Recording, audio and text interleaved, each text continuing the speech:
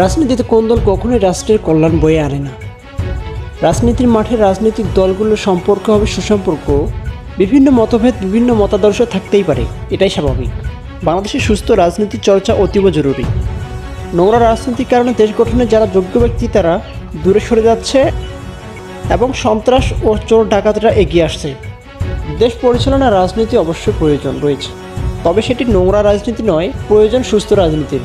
বাংলাদেশের রাজনীতিতে ভুল এস্টিমেট রয়েছে।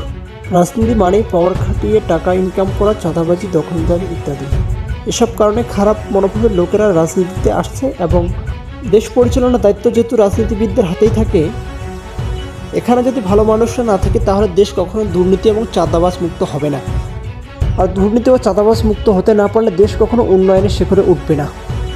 এজন্য দরকার সুস্থ রাজনীতি। সুস্থ রাজনীতির মাধ্যমে সব দক্ষ ব্যক্তিদের রাষ্ট্র পরিচালনায় আনয়ন করা।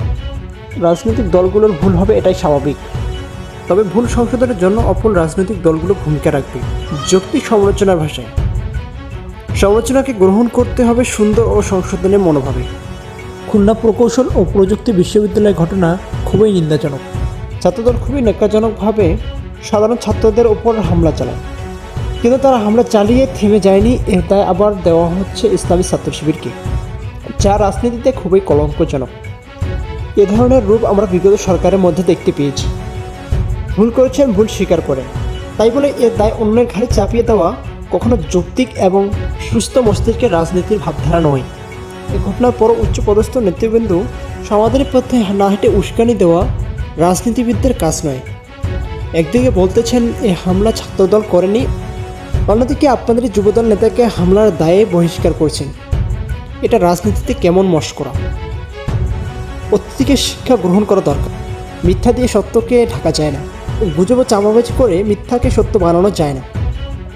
এ প্রজন্মের সামনে ভাওতাবাজি ও স্বার্থবাদী রাজনীতি করে দেখতে পারবে না। সত্যকে সত্য বলতে শিখুন, মিথ্যাকে মিথ্যা বলতে শিখুন। সুস্থ রাজনীতি চর্চা করার আহ্বান দেশ ও জাতির কল্যাণে।